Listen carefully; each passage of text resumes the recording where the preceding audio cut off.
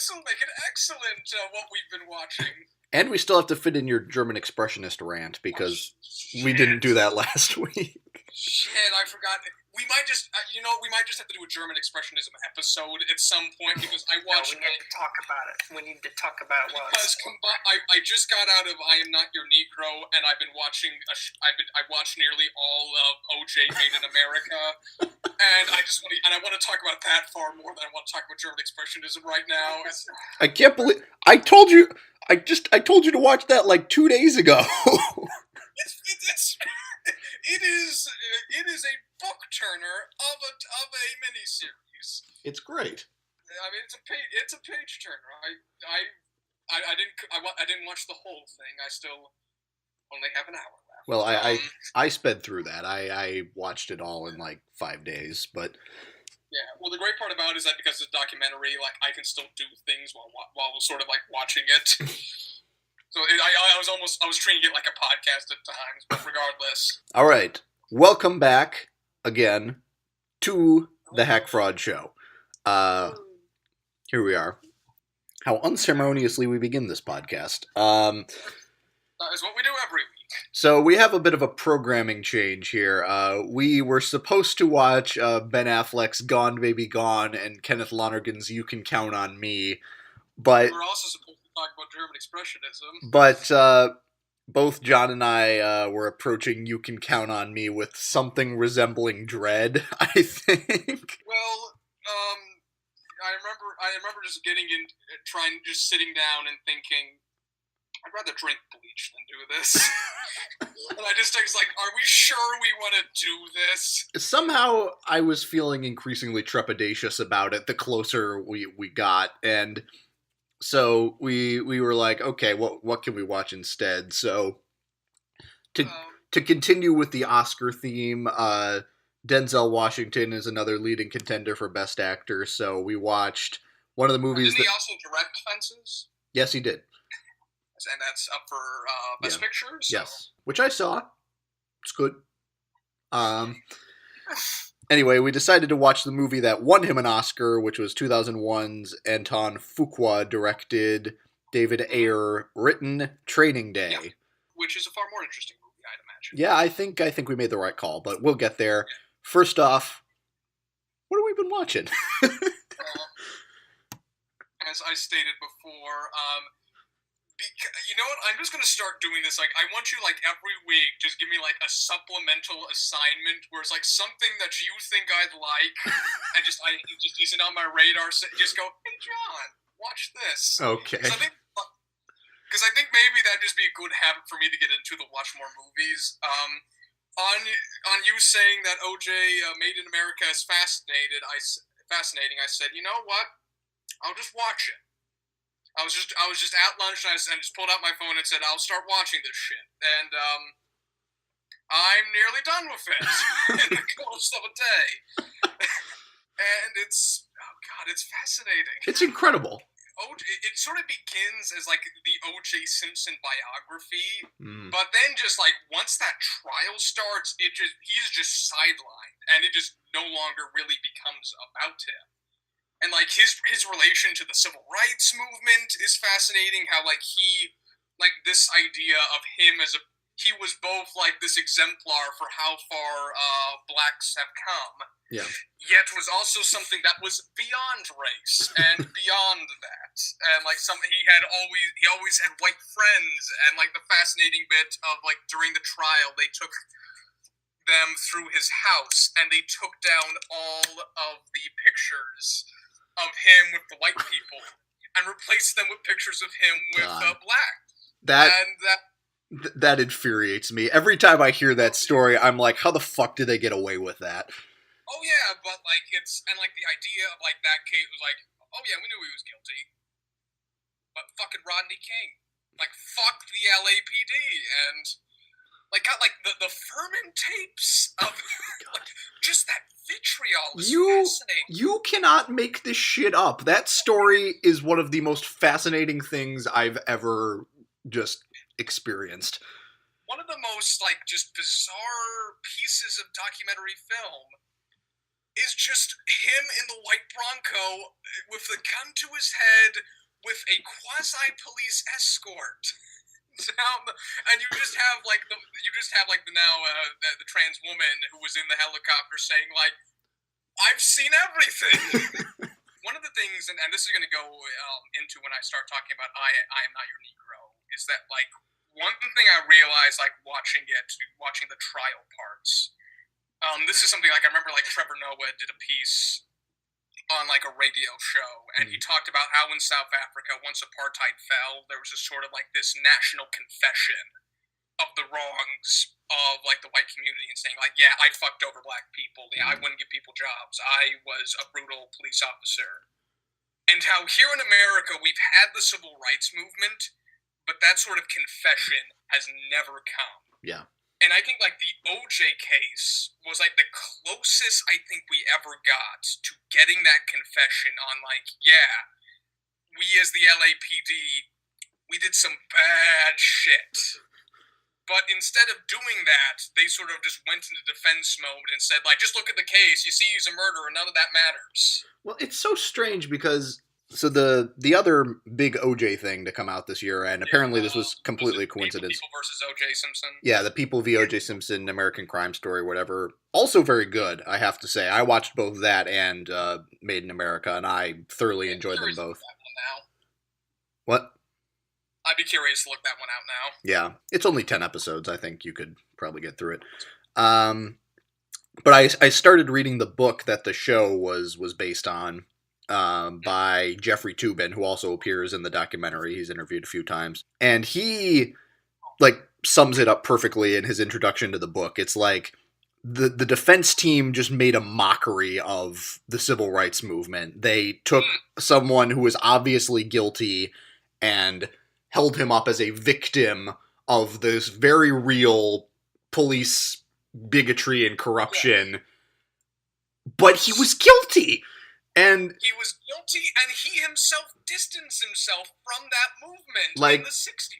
Yeah, like once OJ was on trial, he became black. You know? Yeah, like that's a fascinating part of the documentary. This is sort of where I left off. It's like him going to Roscoe's Chicken and Waffles, like, and like them saying like, OJ, you've never been to Roscoe's Chicken and Waffles, and like the myth making of this man, like, as this story is, it is, like, in the moment myth-making, and, like, I don't think we have another parallel for that in American history, and, yeah, like, the rise of OJ, like, him just as this person who could do no wrong, and, like, there is just, like, the documentary is based off kind of quasi-two-hander of the rise and fall of OJ Simpson, the person, and, like, how he is tied into, both the civil rights movement in LA, and just like black sympathies in the whole country. Because like one of the big things in it is like this was just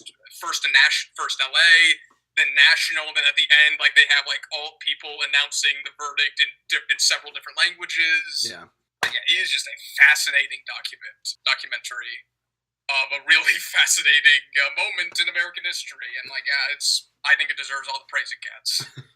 Yeah, I totally agree. I blew through it in like 4 or 5 days. I definitely watched 2 episodes in one day. I can't match you, obviously, but... Well, I remember I just like, God damn it, I don't want to stop. It's such a great story. Like, it's a page turner, man. It's a page turner. Another thing I literally just got out of this like 2 hours ago was Raoul Peck's "I Am Not Your Negro." Yes. And that was a fascinating sort of double bill, was going off of OJ Made in America then into this. Yeah. A key difference being is that like a lot of the stuff about civil rights in OJ Made in America is very blunt and very forward, and it's the language of war. Yeah. It's pretty much like we've been fucked over and we're gonna fuck them over. Whereas in I Am Not Your Negro, you get like it's about like this. It's kind of about the credit goes to James Baldwin, who was a civil rights writer who died in '87. but like, and they just like stitched together like his interviews, like some of his writing, some of his transcripts, and just made them into this document. And Raoul Peck just sort of stitched them together into this big, sprawling 90-minute documentary. Mm-hmm. His musings on the civil rights movement is uniquely eloquent. I think that's why like people like Martin Luther King stand out so far. It's like because like the warlike rhetoric around this movement is so common and was so necessary at the time. Like it's almost there's sort of that sort of bluntness becomes grating. Mm. So when you have someone like a Martin Luther King or James Baldwin in this case come out with like a document of this time with such an eloquent and subtle voice, it is really something to see. Like his musings on like the guilt. He describes like the ruling whites as like this guilty party. In that like there was sort of like this collective guilt we feel, but we have no way to really deal with it. So we just sort of run to fantasy. And like there was like this fascinating little montage where we have like James Baldwin's sort of talking about how like people really can't deal with reality. And there's like this montage of just like artificial game shows from the modern day. It also very explicitly connects the civil rights movements and those voices to things like Ferguson or like the shooting of black men by police officers. Like that's very explicitly stated. Like Raoul Peck is making a very clear statement like connecting these two things, and there's sort of like a fascinating dichotomy of both like we are talking to white people and I think more specifically bigots, because so much of this movie is just like James Baldwin like looking into you via old interviews, just looking at you and saying like you created, and he used the N-word, but I'm not comfortable using that here. You created that. We didn't do that. That's something you created. You have to figure out why. But he also talks about things like growing up and watching John Wayne, and like this idea that he says like all the heroes were white. Yeah. The heroes were those of vengeance, and like how he describes like the stark difference between like the white characters he saw on screen and the black characters he saw on screen growing up, and how he hated black characters growing up because of the role they played. And yeah, the crowd I saw, because it was a packed. I saw this at the Wexner Center, packed theater. They literally had to create another screening to get to, because it was in such high demand. Sold out. Like people were like clapping during the screening. People were hollering and commenting. It was just like this strange yet wonderful experience. And like the conversations people were having about it coming out of the theater were interesting. Like there was a woman talking about the narrative we make about the poor white officers and how that's a fallacy. And like that was seeing I Am Not Your Negro today was just a goddamn experience and a delight and just something really interesting. And I think everyone should see it. I think it's wonderful, just wonderful. Sounds incredible. I'm sorry I rambled on a bit. No, it's totally fine. I would not begrudge you talking about that. Wow. Sounds fascinating and oddly tied into one of the movies we'll be discussing today. Yeah, we never planned for any of this, but I found like this fascinating sort of race issue for this week's podcast. I don't think we ever thought of, but you know what? Hey, this has been a journey this weekend. Yeah. All right. I think you have one other big movie to talk about before I roll into my piddling what I've been watching, and then we can talk about. Do I have to choose what I need to talk about? What else? I kind of want to talk about what. I was thinking. Oh shit! Toni Erdmann. Oh shit. Let's go.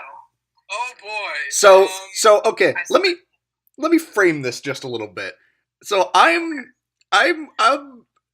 just sitting at home. It's like midnight here, which means it's like 3 a.m. Back in Ohio. Garrett texts me.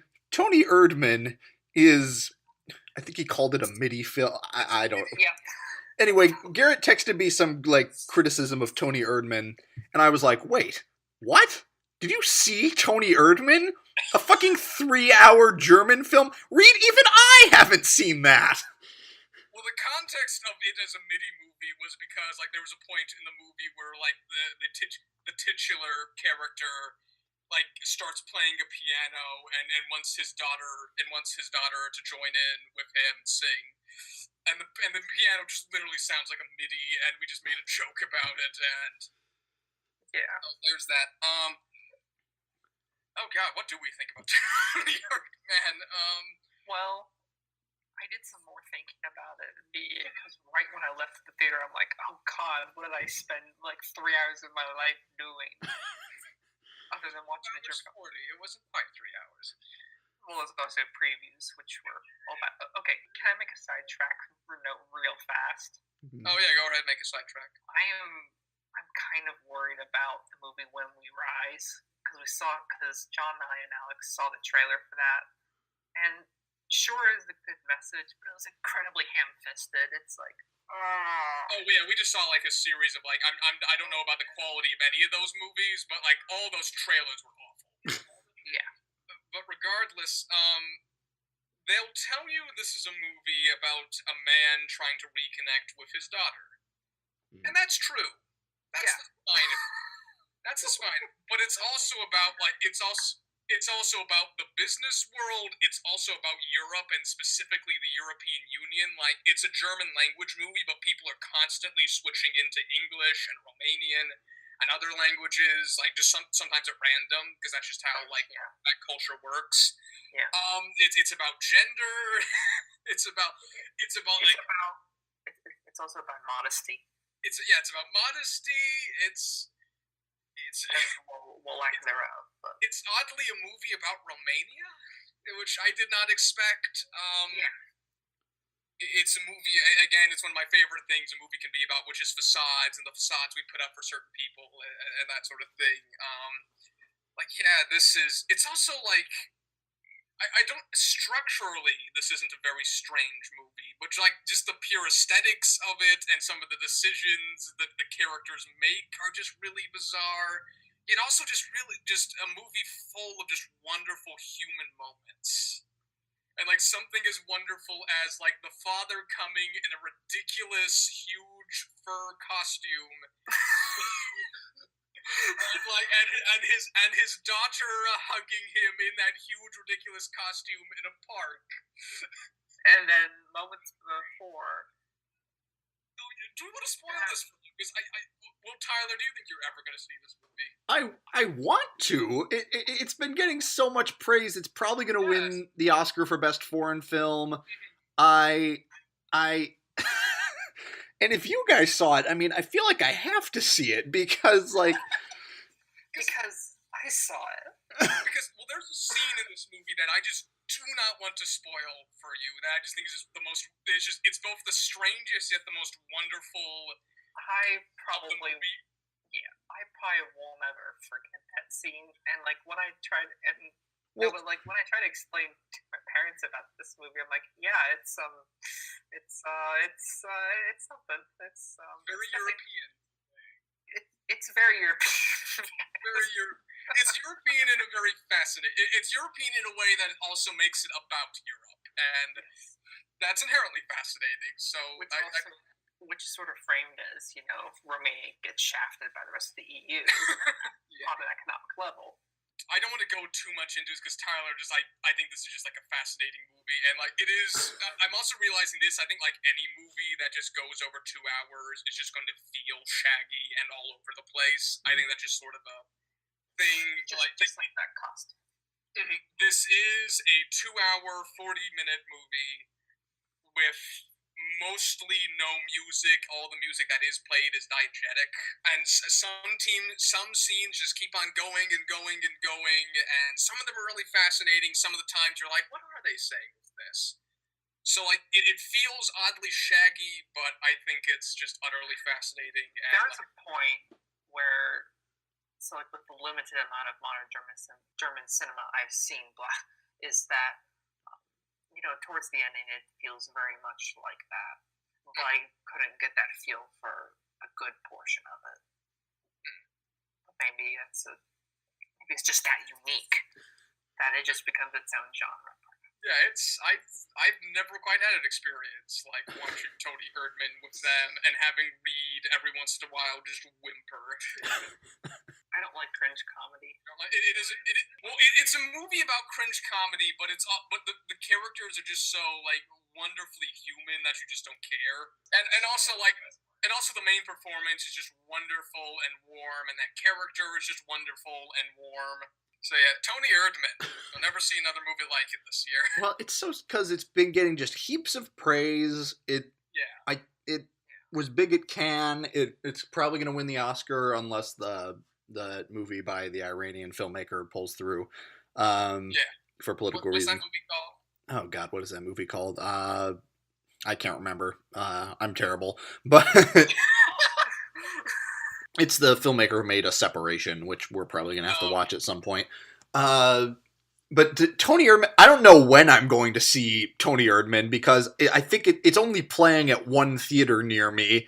The whole of just near you, okay. I'm sure I could find another one that would be like miles away, but I don't know how much longer it's going to be playing there. I have like no time during the week to go out and see an almost 3-hour movie.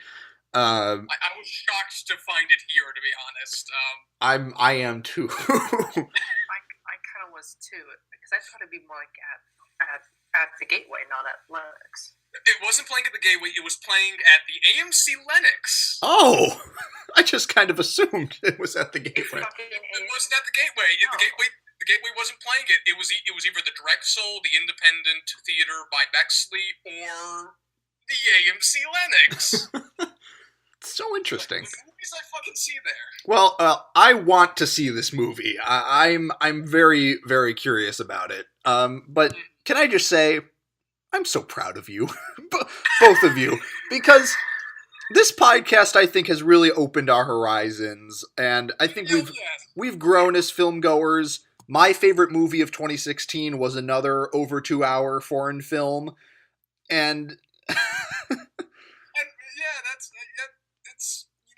I would have never seen this movie before I did the podcast. I would have said like, 3 hours. That's why I was so shocked. I was like, how the fuck did you get John into a 2-hour, 42-minute movie? Or even me. And Reed. I mean... Part of this was just me going like, you know what? I'd want to see this so much more than anything else that's in theaters right now. I don't care that it's 2 hours 40. I don't care if it's 2 hours 40 minutes. It's German. I like foreign film. Let's go. Part of me wishes you'd seen Manchester by the Sea, but I'm proud of you.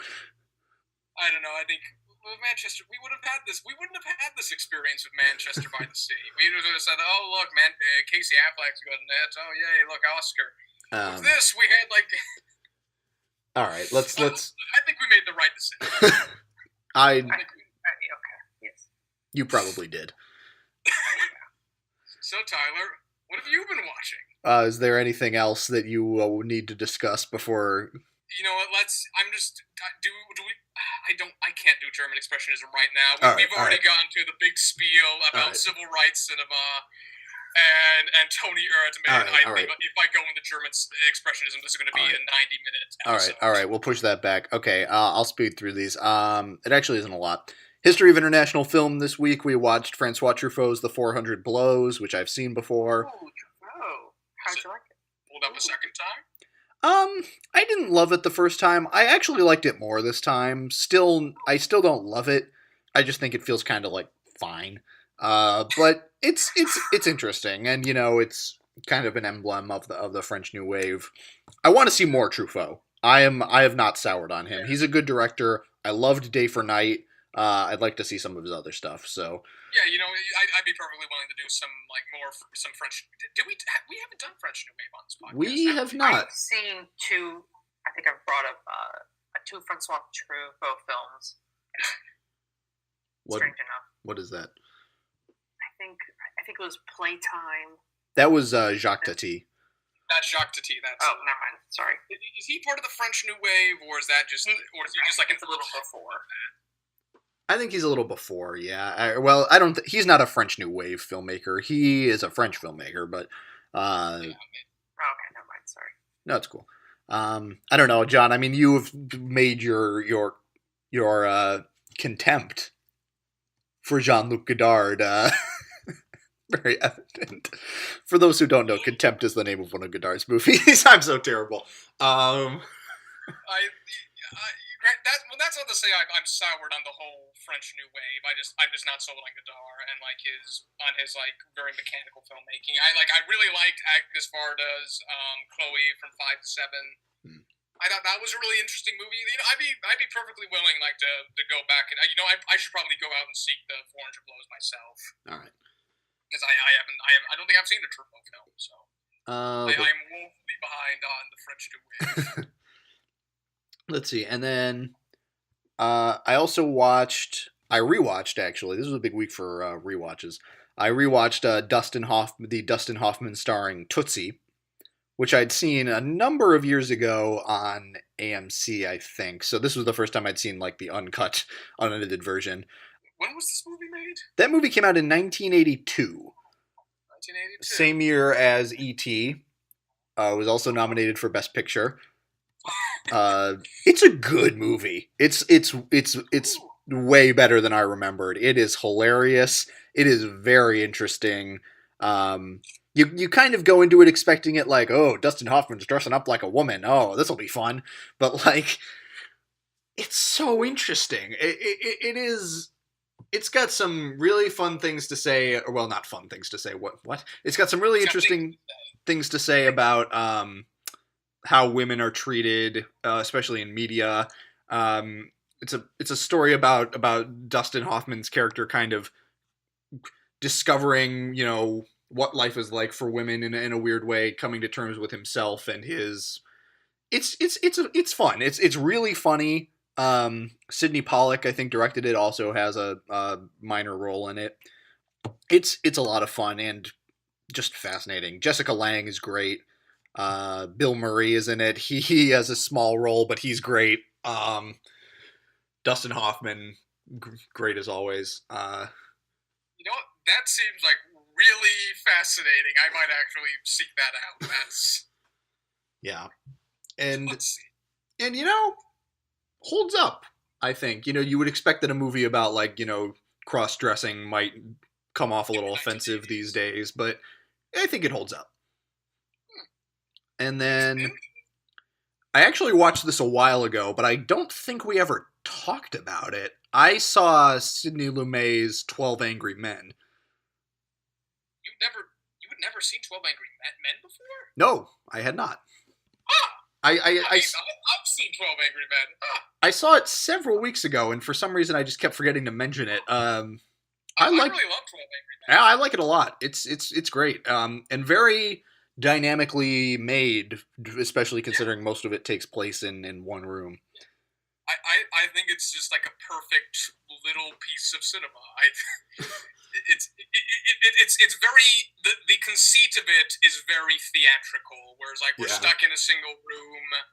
It's just like about these performances, yet it makes it just so cinematic and just so from cinema. And like, yeah, I think that's just like a perfect little piece of cinema. I don't have too much. It's actually been a while since I've seen it, but I just remember just being bowled over by it when I saw it. Yeah. And I think that's it. As far as the movie watching. Have we made it into podcast land proper? I think so, unless Reed saw anything that wasn't a 3-hour German film. Well, didn't you say you watched some YouTube? But we don't count that. we don't. No. You're right. We don't. Unless you want to talk about Bill Maher's new episode, or at least the overtime. No. We're not doing that. Okay, good, because I don't want to either. Not on this podcast. Let's not go down that road. All right, so let's dive into what, through no fault of our own, became, actually entirely through fault of our own, became 2017 nominee for Best Actor week.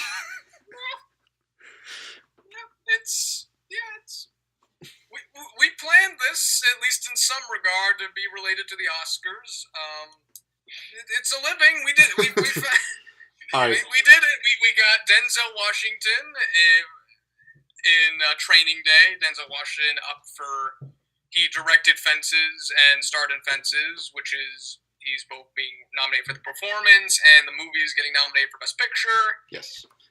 And then Casey Affleck in Gone Baby Gone, directed by his brother Ben Affleck.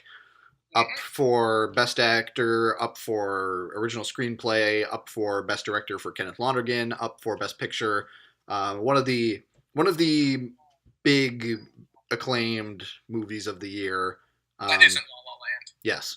I saw it. It's a very interesting movie. I don't think John would like it at all. Reed, I think you might like it, but I'm not really sure. What do we want to talk about first? Do we want to talk about the interesting movie first, or the less interesting movie first? Let's go with the interesting one, I guess. The interesting one. Okay, so what Antoine Fuqua's Training Day. Yes. Pretty fascinating movie considering the circumstances of what I watched alongside it. It's a really good movie. I enjoyed it a lot. Mm-hmm. The plot of it is like we have Ethan Hawke as like rookie cop who wants to be an arc. He joins up with Denzel Washington, who is this charismatic sort of veteran cop who's on the edge and outside the law, and they all kind of are.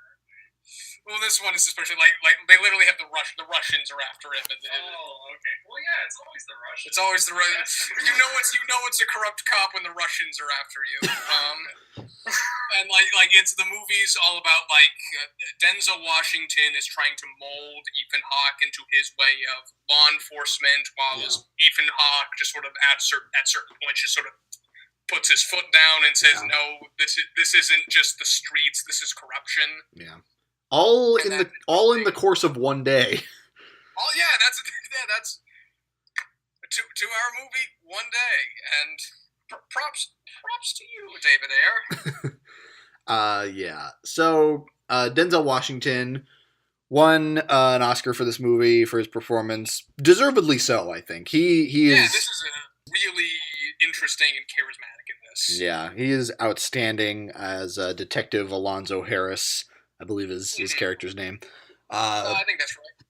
Yeah, just this corrupt cop who is kind of also in the right in a weird way sometimes. Yeah, he kind of reminds me of the Hank Quinlan character from Touch of Evil. Yeah. This character who is corrupt and does the wrong thing constantly, but like always finds a way to justify it, and sometimes in his methods does some good. Like we see him like going to like neighborhoods and giving people like things like blenders and things like that. Like he sees himself as serving the community. Yeah.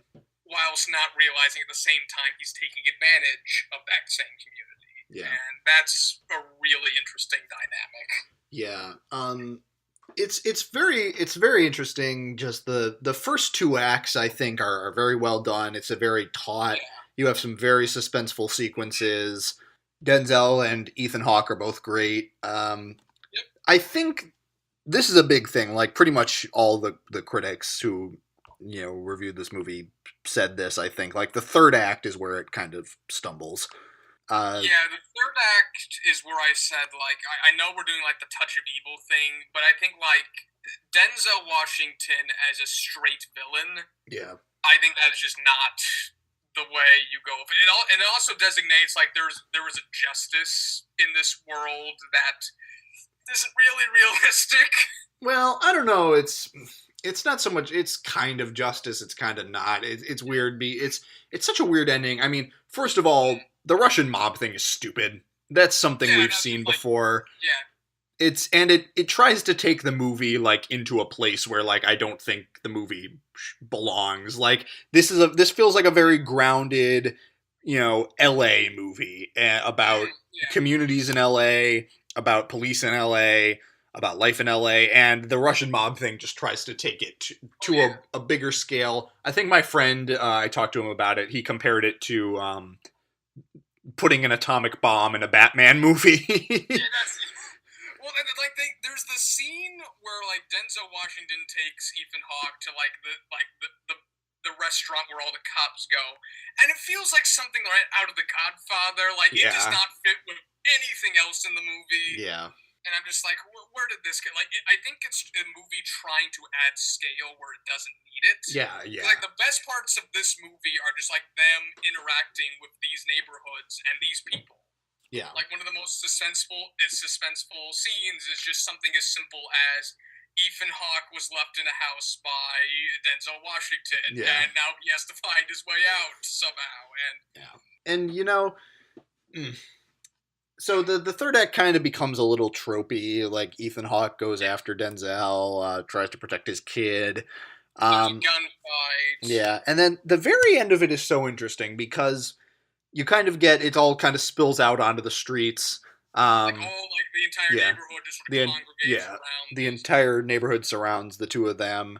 And Denzel's like, they're gonna kill you, Ethan Hawke, and but they don't. They kind of step back and are like, go ahead, man, we'll shoot him for you, I think one of them says. Yeah, I think that's kind of what, at least that's implied. Talking about Denzel, and Ethan Hawke just kind of walks away, and we're leaving like Denzel to Alonzo to just who's been shot in the ass. Yeah, I forgot about that. Yeah, that's just a weird. I don't know. Like he's like, you better not shoot me in the back. He bends over, I think, like to pick up a cigarette box, and then Ethan Hawke shoots him in the ass. I'm not quite sure the movie knows what to really do with that because it almost forgets it. Yeah, well, I mean, that scene has a good speech. Denzel gives the all-time great line, "King Kong ain't got shit on me." And Denzel Washington has a lot of great speeches in the movie. But here's the thing. I believe that like the neighborhood residents would like not like Alonzo. You know, I believe they were clear earlier in the movie. But here's the thing. I don't think they seed that very well. They have like one line where he goes to the neighborhood and, you know, he's talking to this guy and he walks away and the guy goes, this fucking guy or something like that. Or I hate that fucking guy. And like, I feel like they could have done like a deeper kind of probe into the idea of like a black cop kind of, you know, the effect he has on black neighborhoods and through that he said he kind of Denzel Washington has a kind of ownership over these neighborhoods and coming from a black cop, that's really interesting. Yeah. Like this idea is like these like I have like I think he even says at one point like I have all these people under my thumb. It's like, there's a sense of like I have like you don't go to this neighborhood without me. This is my town. These are my people. Yeah. In a certain regard, and I sort of see I don't have as much of an issue with like the crowd coming around and turning on Denzel Washington because I think that kind of fits into that idea of like what he thinks is like being a part of the neighborhood and being on the streets and in his like the ends justify the means police work just sort of coming back to bite him in the ass and the neighborhood's saying like no, you're just taking advantage of us. Well, literally we're just here for you. Well, yeah, they literally shoot him. Yeah. That's why they shot him in the ass. Who knows? I just think they don't delve as deeply into those ideas as they could. The third act is just very kind of basic level thriller, which is a little disappointing just because the rest of the movie has been so intelligent and so interesting. And I don't know. I really enjoyed it. It's a movie I would watch again, I think. It's a great LA movie. It is a great LA movie. Like, watching this movie was like experiencing like the culture shock of moving to LA like all over again. I was really curious like what you guys, what you suburban Ohioites would Oh, like its vision of LA is really. It's not like I don't know nothing about LA. I watch movies for a living. I know. But it's a really interesting portrait. Granted, I will say like its stuff on race like is mostly just like me coming off really racially charged pieces of media, and then like just seeing the subtext of this and reading into it. I'm not entirely sure it's really about race, or I think this. And if anything, I think it also kind of has like the thing of like, hey, we have the whitest white guy to come and guide us through this. Also, I'm not. It's a movie made by a black director, so I don't really read into that all that much. But that is there. Yeah, I mean, I don't know. I think it maybe wants to be about race more than it actually is. Yeah, I think that subtext is there. They know it's there. Yeah. I don't think they quite know what to really do with it. Yeah, it feels much more just about like these guys and kind of corruption in the police force, and it feels like kind of the dark, twisted version of Lethal Weapon I never knew I wanted to see. I was starting this like, you know what? This is like a more realistic version of Lethal Weapon, where it's like we got two cops. One of them's on the edge. One of them plays by the rules. Either of them bounce off each other. Yeah. Only in this version, one of them just kills the other, or at least like, actually, no, wait, he doesn't kill the other. He just kind of leaves him. Well, then the very end of that movie, Denzel just gets like shot up, blown to bits by Russian gangsters. Kind of stupid. It's not even shot all that well. I think they just kind of wanted to do an homage to Bonnie and Clyde. They do have a nice little bit where like it like they have like the audio of the news report, like heroic LA cop like gunned down during like a tough bust or something, which I appreciated. And which is a callback to like when like Denzel says to him like you're gonna get like you're gonna get that speech on the radio. Yeah, which I liked, but I really like that too. It's an interesting movie. It's an interesting movie, and it's good. Reed, did you watch it? I told him this earlier. Like, he watched the less interesting movie. Oh. I made a mistake again. I don't know how you consistent. I listened to Rotten Tomatoes. That's why. Don't listen to Rotten Tomatoes, Reed. It's a company of falsehoods. Well. War as in 90%. Yeah. We always come back to that, but. War as in 90% on Rotten Tomatoes. I don't know, just best movie ever. Anyway, Training Day. It seems to have earned Antoine Fuqua like a lifetime pass, like on movies. I don't think he's made a really good movie like since it, unless there's one I'm like. Did he make The Magnificent Seven? Yes, he did, and like every movie he makes, they still have like. From the director of Training Day.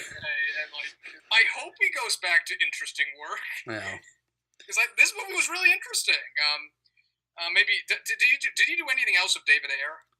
I'm not sure. I don't think so. And most of David Ayer's other work has not been that well received, except for like I think End of Watch, which I don't know too much about. But that's that. Clearly, he's moved on to bigger and worser things. As the writer and director of Suicide Squad. But anyway, shall we move on to Gone Baby Gone? Sure. I'd love to go into Gone Baby Gone. Which we get a roll credits sort of thing about a third of the way into the movie. Say that for the end, but that's okay. I'm just gonna say, like, the experience of watching this movie. Originally, I was sitting here at the desk with on the laptop, and like Alex would occasionally just look over and just say, "You look so bored and defeated." I was like, John, you want me to watch it? And he said, like, John, you want me to watch it with you? So we just took it, we put it on the TV, and we decided to make this a communal experience. Okay. All right. Sure could remain. I didn't love this movie, but I guess I liked it more than you did, because I kind of enjoyed it. I am gonna, like, I do like the ending. I like the twist of, like, them, like they abducted the daughter to get her out of that sort of toxic environment to make sure she has a good life, and like there's like a great speech by Morgan Freeman at the end, and there's a wonderful image of Morgan Freeman on a rocking chair with a little child, which is just adorable. And like the question Casey Affleck must ask himself is like, am I doing the right thing by following the law and taking away this child? Should I just let this come to pass? And like the decision he makes sort of weighs on him, and weighs on him big time too, big time. Yeah, like the ending's really interesting, but the problem is it's like 90 minutes of the most basic thriller you could ever imagine beforehand. So, I don't know. I like these kind of weird procedural movies. It definitely reminded me of Argo. Yeah. But a lot less. I haven't seen Argo, so yeah, a lot less. So this was Ben Affleck's directorial debut. I think Ben Affleck is a good director. I like him as a director. It moves along. It's got a rhythm. It's like there's coverage. I mean the establishing shots look nice. All right. It's a movie. All right. The Town is a movie I really enjoyed. A lot of people apparently hate Argo. I think it's fine. Argo's pretty good.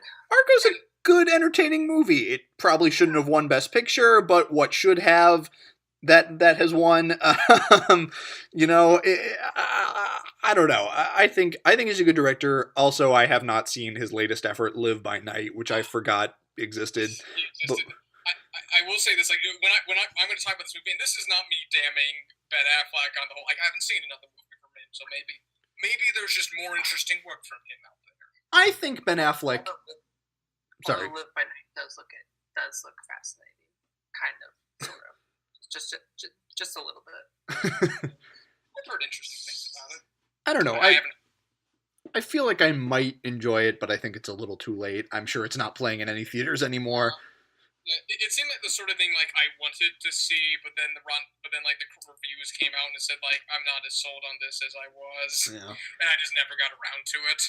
Well, okay. I mean, I think Ben Affleck is weird. He's tied to Boston. He grew up there. I think him when he's doing a Boston movie is very, very interesting and very fun. The movie and its relationship to Boston is really interesting. I think the element of like showing working class Boston up on the screen, like warts and all, in this movie is a very interesting thing to do. I do like how ugly the people in this movie are, and I know that sounds terrible, but like all the side characters are either fat or deformed or meth heads or just old or Morgan Freeman, and I'm just like, you know what? Of course, and then you have like the most beautiful main characters in the world, so that all kind of goes up. Yeah. It's a world populated by people who look like they actually exist. Yeah, I mean, I will give it that. I have not seen that in like a big Hollywood picture before. So like maybe Edge of 17, where everyone looks beautiful. It's true. But I mean, Casey Affleck has that element because he also grew up in Boston. He has a very working class Boston feel about him. He might win an Oscar for playing a working class Boston man. Yeah, play what you know. Yeah, Michelle Monaghan obviously stands out because she's gorgeous. But so this movie, Casey Affleck and Michelle Monaghan play like these private investigators who are kind of called upon to help in the search for a missing child. And there are a lot of twists and turns in this movie. They kept reaching points where you feel like another movie might be over, and you're like, what else is going to happen in this movie? And then it just keeps going, and you're like, what the fuck? In my mind, I was like, oh shit, it keeps going. What did you guys think of the performances? I'm curious what you guys think of. I don't know what accent Casey Affleck was doing. It's a Boston accent. I don't know, man. Like it seems like half the people in this movie, or maybe this was just me watching with the expression of "I don't give a fuck," but everyone seems to be on the operating level of paycheck throughout the movie. I just got no emotion out of anyone not named Morgan Freeman. I don't think so. Kind of. Probably one of the scenes I'm going, what the fuck is going on? Is like that first bar scene where Casey Affleck and that Is person. that one where he just pulls the gun on the bartender? Yeah, and then they just start cussing. That was great. That's the most Boston scene I've ever seen in a movie. I mean, the lead up's such bullshit. Okay. It's a feature. What the fuck? What the fuck? What the fuck? What are you fucking doing, you fucking asshole? What the fuck? The most Boston thing ever. White trash. Okay. Look. I'm bringing a gun to a knife fight here. I'm so sorry. Look, I think Casey Affleck is a good performance. Michelle Monaghan doesn't have enough to do. I think Ed Harris is good. I think Morgan Freeman is good. It's, it's not my favorite. I think it's an entertaining movie. It's got some interesting twists and turns. The ending's nice. It's competent. Yes. The ending is good. I say all of this with a shit-eating grin. I think it ends at like the perfect place. That like ending shot is perfect, where it's just like Casey Affleck and the girl like just watching TV silently, kind of just wondering, what happens now. And then with the music slowly creeping in, and I think that's sort of the point where it's like, did I make the right decision? Yeah. Did I make the right decision? Did I do the right thing? I don't know. Like it seems like a basic procedural with a few really interesting ideas buried here and there, and the ending's the most interesting. And it is the most interesting, and the most developed of those ideas. Yeah, I'm not gonna fight you on that. I still think we're waiting for Ben Affleck to make a great movie. Maybe he'll never get there. Some people just can only reach good enough. I want to watch The Town again. Because that movie just is on kind of a bigger scale. It's interesting. Also, this is in fake nuns. Yes, fake nuns. I just love the image of guys in nun costumes and masks going to rob a bank. That's just always a wonderful transgressive image. But I think also Gone Baby Gone is interesting because it's Ben Affleck's only movie so far where he hasn't starred in it. I was surprised to not see him in it. I was like, this is just the Casey Affleck show. Which I think it's good for actor-directors to kind of get out of their own way. Yeah, that's the... Ben Affleck is a good actor. I think he gives a great performance in Gone Girl. He's an interesting film personality. I wish he had never accepted the role of playing Batman, although apparently he's doing as much as he can to get out of that. Like he said definitively, I'm not doing the fucking Batman, directing the fucking Batman movie. I guess I can be sympathetic in regards to, like, you can't turn down Batman. I mean, that was actually kind of depressing to me because I would want to see him direct a Batman movie. I'm wondering what that would be like because I think he has such a feel for kind of, a working class city feel, and I think he's kind of got that down. And I think something like that in a Batman movie could be very interesting. But then you get in like the David Ayer thing. David Ayer's made some good movies, and like in Suicide Squad, they just rip out anything interesting. So yeah, what are you gonna do? It's hard to. I have shockingly little to say about this movie, other than like I was just on a constant even keel of bored. And I don't hate the movie. It's got like the end. I'll stick by the ending. It's competent. It's got a good performance here and there. It's got a good speech here and there. Like Morgan Freeman is an interesting character. It's interesting to see him do a character like this because it's kind of a weird spin on his usual roles. Yeah, it is. Seeing Morgan Freeman go to jail is interesting. Seeing him say "fuck" is interesting. Yeah, that's also interesting. That happens a couple times in other movies. Oh, there's Shawshank, but that's a bit. It's not like I don't think there's a scene in Shawshank where they just put the cuffs on him. Does he say "fucking Shawshank"? I'm not sure if he does. I don't remember. I haven't seen Shawshank. Oh, you haven't seen the Shawshank Redemption? I haven't seen Shawshank. Shawshank Redemption is a good movie. Reed, what? Oh, sorry, yeah. Do you have something to say? About Gone, Baby Gone? I think they unused Morgan Freeman. Yeah, I can agree with that. Yeah. And it's a little weird to see him in a somewhat antagonist role. Yeah. Quasi-antagonist role, I think that's an interesting take, but I'm not sure. No, he's kind of like, it's the Hank Quinlan thing again. It was like, it's something that's wrong, but is it right? Well, he's definitely much less of a villainous figure than Hank Quinlan or Alonzo Harris. Like, certainly. This movie does have the worst roll credits movie I've ever seen. Oh yeah, that was bad. Where cheese says, I do agree with that.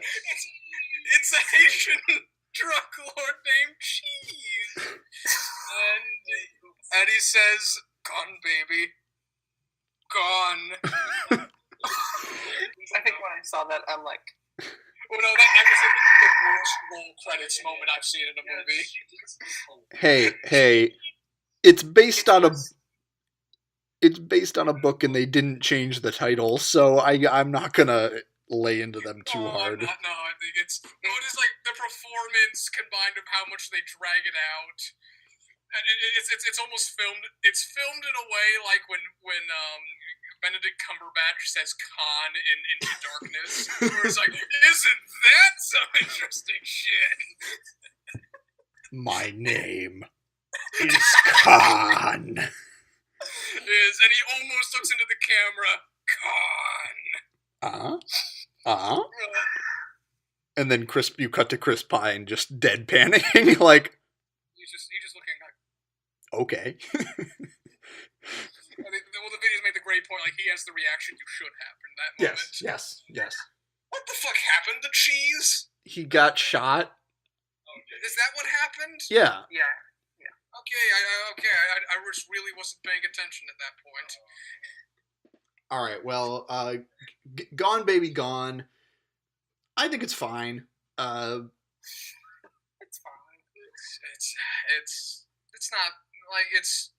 I didn't get gonorrhea from it. I was just mostly flat out bored during it. It's got a decent ending. Like, if you're in the mood for like a really competent, basic procedural with a few interesting ideas and an all right ending, I think it'll tide you over. Boy, you're just damning this with faint praise. Look, I think mediocrity, Tyler. This is what I'm known for. I think Ben Affleck is very good at a very entertaining, fun, kind of light thriller type of movie. I think that's kind of his wheelhouse. Light thriller with child murder. Yeah, okay, light. That's the only scene that really goes that dark. Well, there is an actual murdered child in this. That's right. Just not the one you'd expect. All right, so that's the Oscars. They're coming up. I think we all know what we would pick for Best Picture. Moonlight.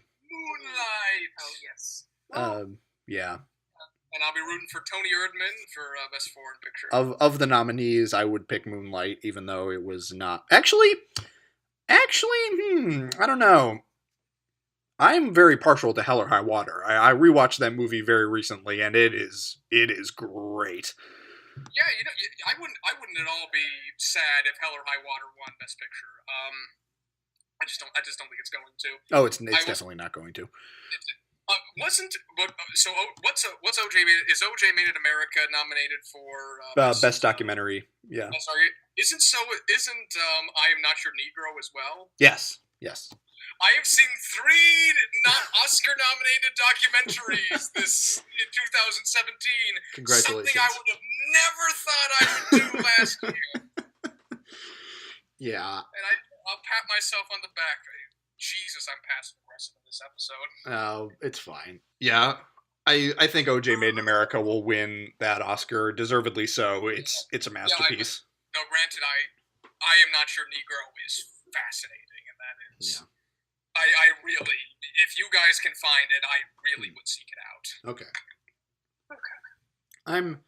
There's kind of an embarrassment of riches in the documentary category this year. Mm-hmm. You've also got like Ava DuVernay's 13th, which has been getting just a lot of praise, and I haven't seen that one. Has a very I saw a clip from it that was just incredible, where it had Trump up on stage talking about the good old days and intercutting that with footage of like black people getting beat up by the police during the civil rights movement and that sort of thing. I know one of the best moments of watching I Am Not Your Negro, because like the crowd, it was sold out crowd. A lot of it was like African Americans. People were very vocal during it in a way that I mind that, but here I was like, okay, yeah, this is fine. At one point, like there's like a half-second clip of Trump saying, it's like it was like this footage, and they overlaid like it was like a montage of political leaders. And it pretty much had him saying something akin to "sorry, not sorry," and like everyone in the audience was like, "Oh fuck, I can't escape him." Oh fuck, even here. Yeah. All right. Well, so we don't have to argue about what we're going to watch next week, because next week is the Hack Fraud Show 1-year anniversary spectacular. Yay! We've made it, boys. We've made it. We are nearing 50 episodes of the Hack Fraud Show. Is this technically the end of season 1? If you want to say that, this could be the season finale of the critically acclaimed internet podcast on YouTube, the Hack Fraud Show. Or at least volumes. We can do volumes instead of seasons. Volume 1. I'm not opposed to that. John, you can't say that. We're not critically acclaimed. There's no evidence to support that. Hey. We have a wacko who says whatever. I think we can say whatever too. I consider if we stretch the bounds of what a critic is and call Nate a critic. I don't know. I don't even know if he still listens. Nate, if you're out there, we appreciate it. Please comment. Please show us you're still here. We need to know who's still liking these things. So we will all see you next week for our personal top 5 lists of movies we watched for the show. I thought I had mine together, but I've been quibbling over my number 5 after I had a late breaking change in my list. So we'll see how I come to resolve that next week. Oh, and also try to watch Toni Erdmann so we can have like a. I will do what I can. Yeah, like it's. Well, what theater is playing it around you? Is it like a little art house theater? There's a theater in Santa Monica. It's the same place where I saw The Handmaiden. It's pretty small.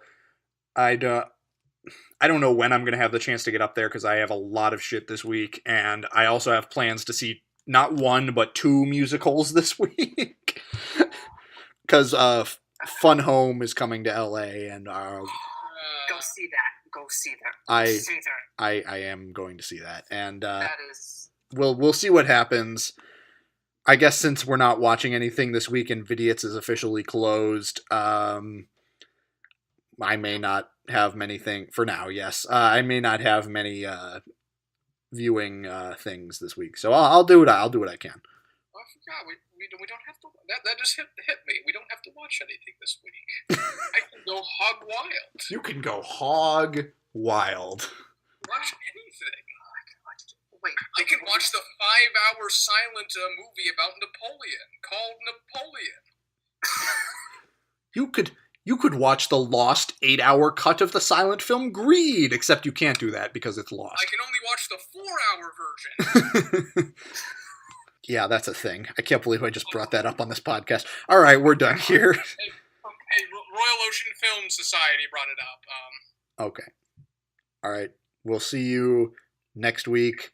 Hopefully featuring the return of Mr. Warner. I don't know if we ever mentioned this, but Garrett, our other Garrett, he decided he needed an extended hiatus from the show because he was struggling to balance it with his work. So he maybe we'll get him back. I hope we do. Maybe he will have a list of 5. Maybe he'll be like, I could only get 3 that I actually liked. We'll see what happens. Or just like, it's okay. We'll see what happens. All right. Adieu, everyone. Adieu. Come back next week for self-aggrandization. Hey. Yes. It'll be nice to engage in some navel gazing for once. Oh yeah, I like it. Navel gazing is fun. Yeah. Especially navel oranges. Okay. Oh, just let me close the window, because there's some goddamn cars. It was actually kind of No, strange. don't spoil it! I No, want Alex, to go into no. this blind. Reed's microphone says everything.